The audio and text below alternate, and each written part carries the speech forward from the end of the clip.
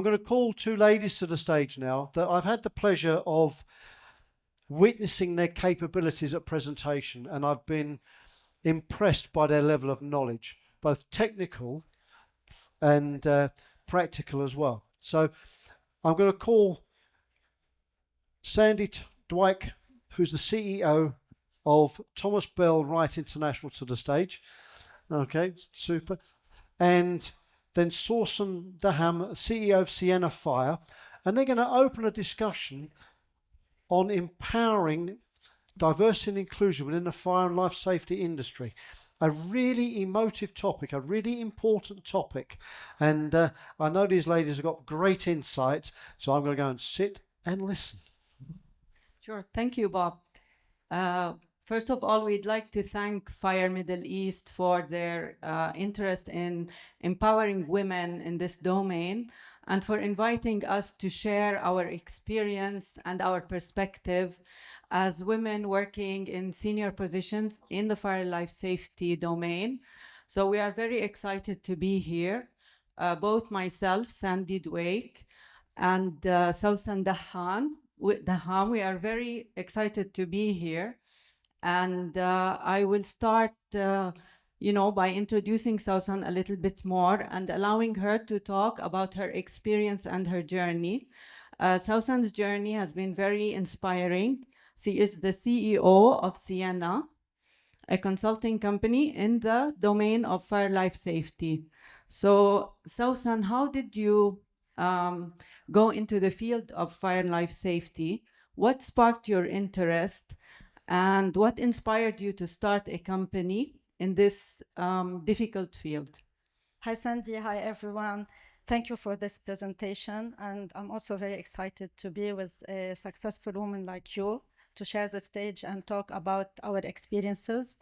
So, Sandy, we started in this field when it was like merely a secondary concern in this part of the region back then, long ago. And it was very hard to teach ourselves the knowledge about fire and life safety. And because it wasn't in the curriculum in the university, and we didn't have a lot of awareness about it. Me personally, I never heard about it when I was learning in the university. So when I decided to like teach myself this field, I still remember that the first book that I started reading was NFPA 101. I took the book with me home, and I used to read it with a pencil and a highlighter, and I even bought a dictionary to make sure that I understand every single word, because I come from a French background, and I didn't want to miss any part of the knowledge, because me and you and a lot of people here come from a generation where like AI was not available and easily accessible information weren't there. So to have the knowledge, we needed to have a lot of dedication, commitment, and like self-discipline. So this is why I started by learning the codes and standards. And then I was very lucky to participate and lead a lot of fire and life safety strategy for amazing and huge mega project in the region and landmark structures. And I took a lot of trainings with an FPA, of course, and I used to go to the USA to like attend those trainings. And then I decided that I want to be an FPA instructor. And I was so honored to be the first Arab woman approved instructor by NFPA. And then I became a conference speaker until I felt that I have more to give to the society, to the people, to the community, and I have passion beyond the technicality. So this is where I decided to have the company or my child or a home for the people where you can grow, where you can feel like supported, valued, and where you can give back to the society where we live in. So SIENA was like the translation of a long and hard career path, goal-oriented career path, lots of commitment, hardworking, and above all, passion to this field and passion to learn and to share knowledge. And of course, you have to have a lot of resiliency and consistency to make it through. And I'm sure, like you, as the CEO of Thomas-Bell-Wright, you have a long career of similar, hard working field. So Yes, I can totally relate to what you have just said. In 1995, when I started my career, I started in Dubai, and Dubai back then was not like it is now. There was like maybe 5 high-rise buildings back then, and I was started on site as an inspection engineer for exterior walls. So I used to climb in the small cradle outside the building, inspect exterior facades, and write reports. Back then, this was the birth of compliance and interest in third-party reviews for materials in general. And it grew with the market, and it grew with the construction sector. And little by little, there was more interest and more demand in what we did. And by practicing and by exposure to many systems, I became one of few experts in this field. I was very lucky back then because there were only few professionals, and I became a partner in the company in 2003. Little by little, with the expansion, in 2009, we brought the first fire testing furnace in the Middle East, where we tested fire-rated doors, we tested fire-rated walls, and we worked with many certification companies that were already active in the area. And this was the start of my career in fire life safety. Little by little, our company also expanded into testing materials for combustibility, testing facades as a whole also for fire spread. And this is where I put my knowledge and my previous experience into fire inspections into the fire behavior of exterior walls. And back then, the codes in general and the construction were also evolving. And there was many interest in the code, like codes like the UAE Fire and Life Safety Code and the Saudi Building Code. So I can say that with reviewing the codes, with studying, with practicing, this is how my career has evolved. I have started as an inspection engineer, and through 30 years of experience and development, exposure into the compliance field, I have become now the CEO of one of the leading companies in the compliance sector, which is like certification, inspection, and testing. So it was like mostly growth with the market and self-growth as well of my career. But I wouldn't say that it was without challenges. There were many challenges for us. I mean, today's topic is about like women, about inclusivity, like to be more inclusive in the fire life safety sector. So in your journey, Sawsan, what were the challenges that you were faced with? that's a great question, Sandy. And you know what they say, like nothing is worthwhile without like difficulties and challenging situations. And away from technical challenges, like we spoke about, how it wasn't an AI generation and how we needed to access information by reading, by buying books and all this. There is the challenge of, engineering is a man-dominated field. And especially that I said that this field specifically was not very known back then to the region. And if somebody is working in it, it's definitely gonna be a man. So me and you, we are from the few men that started in this field when it was man-dominated. So I remember that I often entered a room and I was the only woman sitting on the table, and sometimes I was the youngest one. So proving yourself adequate to the chair where you are sitting, and like making the people on the table listen to you, like respect your judgment, believe that you are the right person for the task that you are assigned to. It was very challenging because you have to do twice, sometimes 3 times, 4 times the effort than an average person that is available around you. So this was hard at the beginning. But with time, I realized that men in our region have a great respect for women. And another thing that they value a lot, successful women. So I found a lot of support from colleagues that later on they became friends. And I discovered that men and women complement each other. So when we work in harmony together, it's easier for both. So when they started to accept our presence and to like see that some women actually add a value to the recipe, because men's mind are different than women's mind.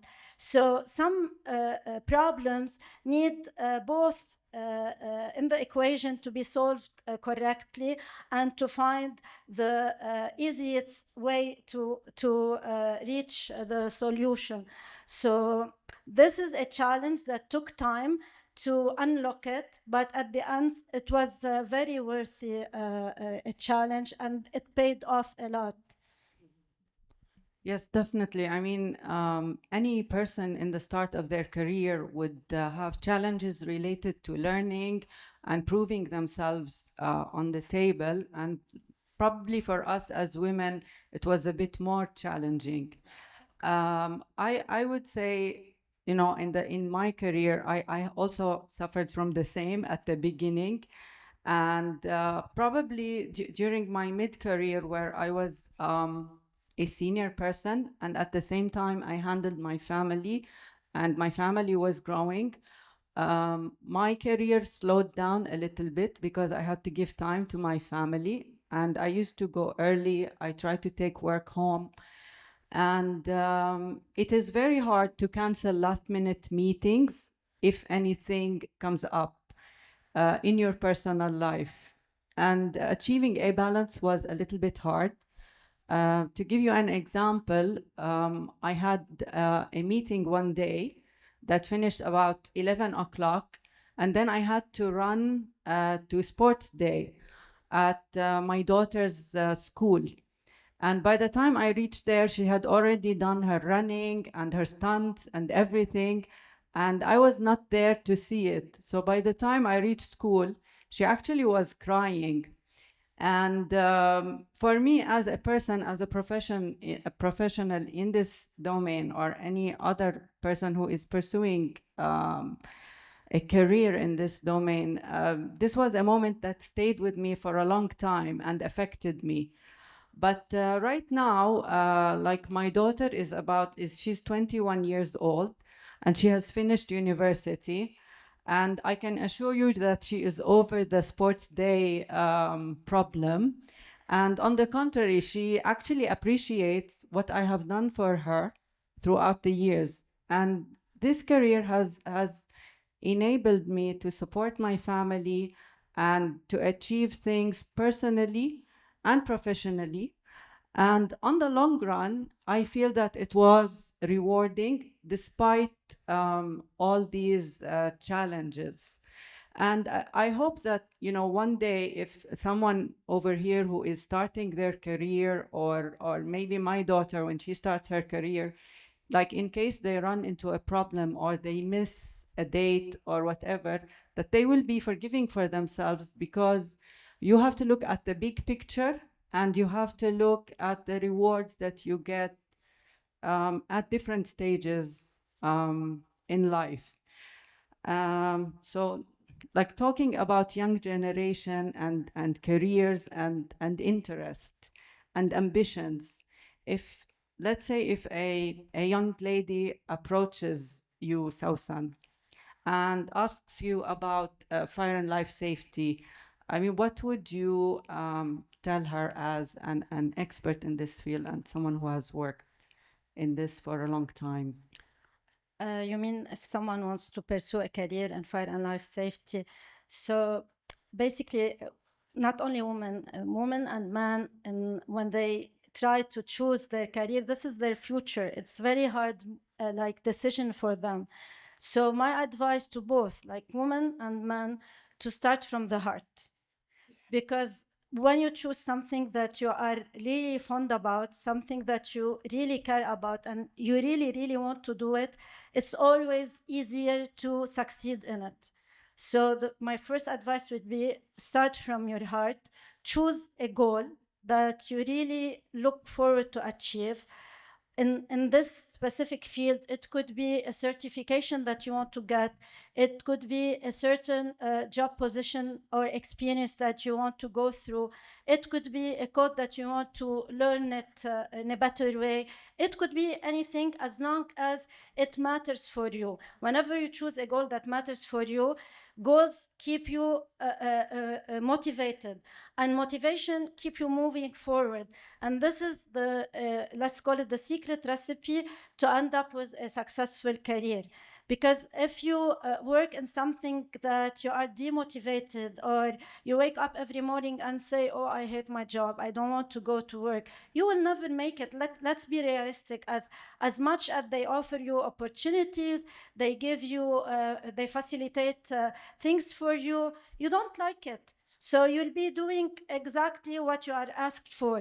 But when you are happy with what you are doing, you will present yourself with opportunity to grow, with opportunity to be better from your oldest version. And this is very important. And the second thing, when we both started, me and you, Sandy, there was no women mentorship in this field. But today, there is, mashallah, so many women that I see around, whether at our age or young women. So we can be their mentor. We can be somebody they can look up to. We can also be their motivator. We can be there for them, you know what I mean? So this is make life easier. The only fact that we are sitting today, me and you, talking about this subject is a great motivation for any woman who is questioning herself, or wondering whether she can make it in this field or she cannot make it in this field. And as I said previously, like, you think that men are not supporting, but you end up discovering that they do. They are supporting, as long as they see you that you are doing what you really like to do, and you are good at it. They will be there for you. So let's trust each other, trust in ourselves, and they will make it for sure. Yes, of course. And I would like to also emphasize what you just said earlier, is that I think also from my perspective that men in the Middle East appreciate the work of women. And if you are serious in your work and you present value to the project through your work, that they collaborate with you and they accept you. So in the Middle East, I feel that there are many opportunities for women. First of all, at the moment, this field is very big. It is multidisciplinary. So for example, I work in compliance and you work in consulting. So there are many options for young ladies and for anyone else who is interested in this career. At the same time, we are looking for an engineer who is willing to sit down, who is willing to study, who is willing to go through the code, through drawings, through details for compliance. And I think that women, in the way that they lead their life, probably in the way that they manage what they do on daily basis, how they dress, what they do, how they move from one place to another. They are detail oriented. And at the same time, they are very protective of their family and their loved ones. So if you allow me to say, I think that women have it built in their character to be in the domain of safety. and they can actually take those feelings and instincts and think about this space and think about everything that is in engineering and actually put it into its perspective. In addition, I think that being here in the Middle East, there are many easy things. There are easy services that reach your doorsteps through an application. So it is a bit easier now because many of those applications were not here before. So grocery can reach your doorstep, anything can reach your doorstep. So it's a great time to be here in this exciting time in the vision of 2030, in all these innovative projects, in the innovative material. It is just the options and the possibilities are really, really attractive. Very true, Sandy. And I want to add that women are known to be multitasker. So men are like, you said women are detail-oriented, absolutely.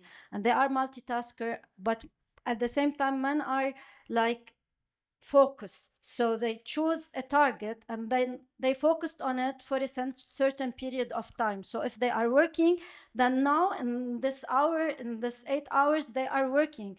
Women can work, can answer the phone to see if her children, her mother, her father need them in anything. She can even assist her friend that is crying because I don't know what's happening in her personal life.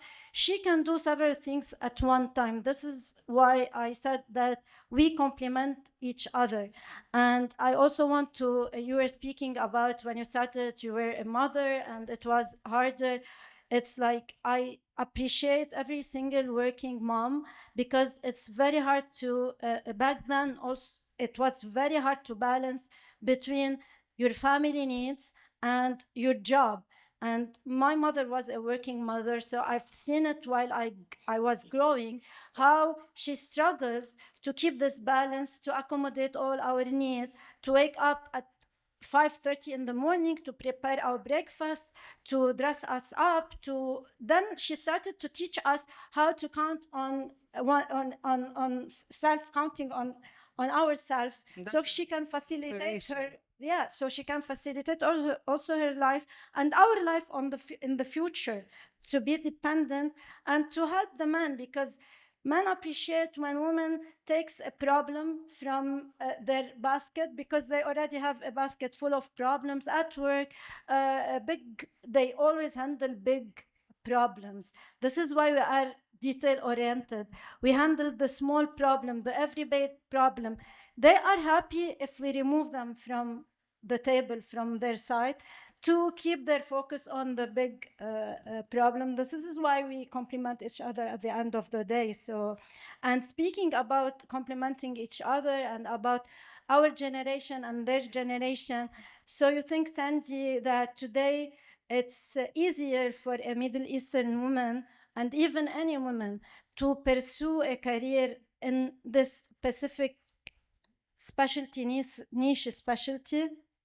What's the differences other than what we listed? I think that for us and many other professionals in the hall who have started like 18 years ago, 30 years ago, like us, that we have started as specialists in the market, and we were lucky that we have learned fast and we had opportunities because there were few people who knew this, and there were few experts.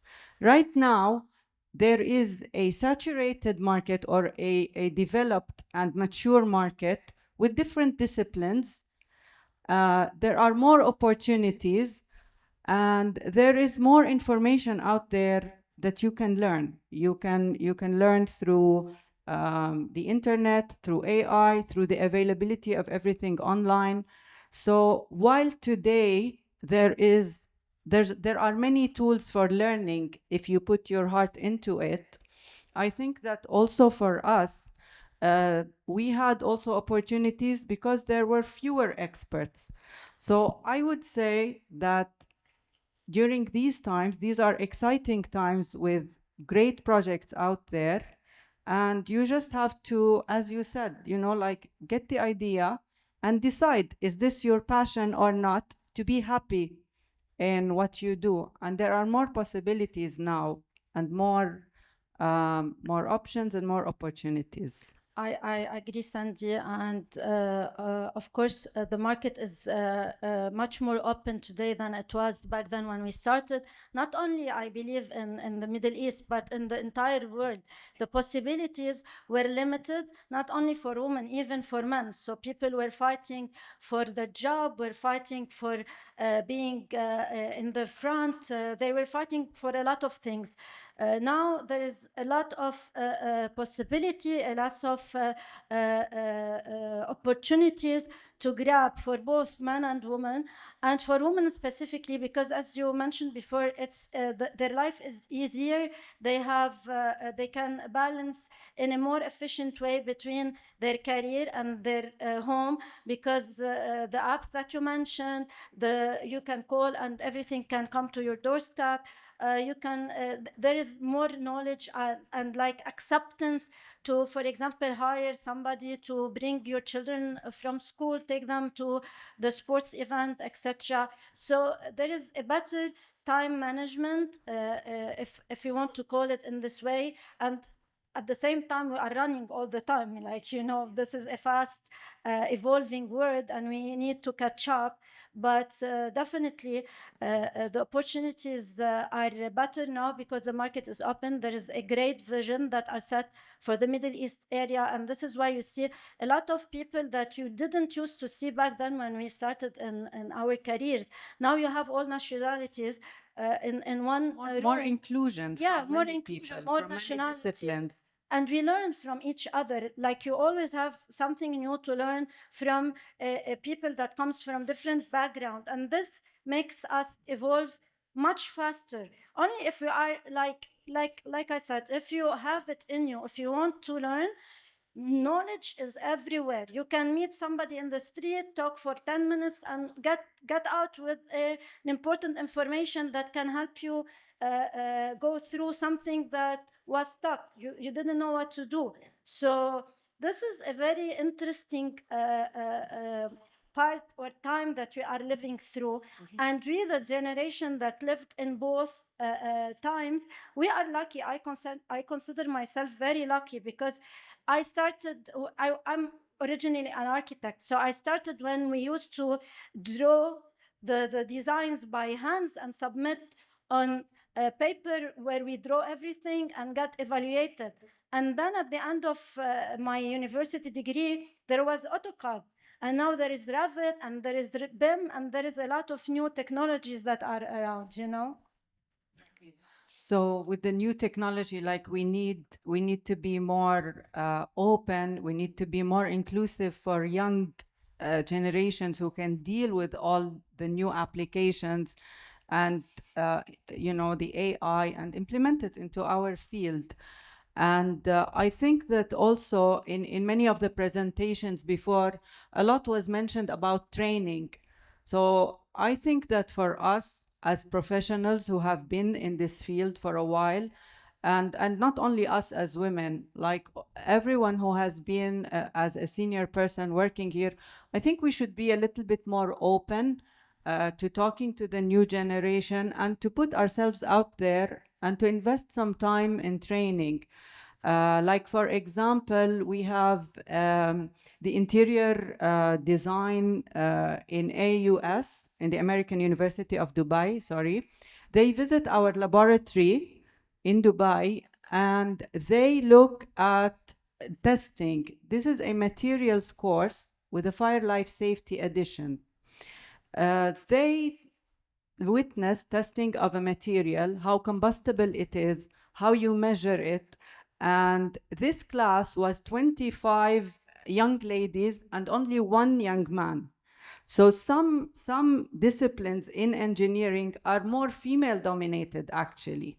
So this, like, it was only one male engineer and 25 women. And those women, they asked really smart questions about, you know, like, how do you compare this sample to the manufacturing which relates to certification. How do you compare it to what's installed on site? So if you open your door for training and you explain what you do, this might spark an interest in the fire and life safety field. And even if they decide not to go into this field, at least you are spreading awareness. And we are willing to do this also in Saudi, to talk to young people, to show them our laboratory here in Saudi, and to show them how you test an assembly, how you test a finish, just to spread the awareness and be part of a more comprehensive training. And you know, like later on after the talk, also, if you would like to talk to me, or if you have any further questions to Sawsan, you know, we will be happy to answer. It's already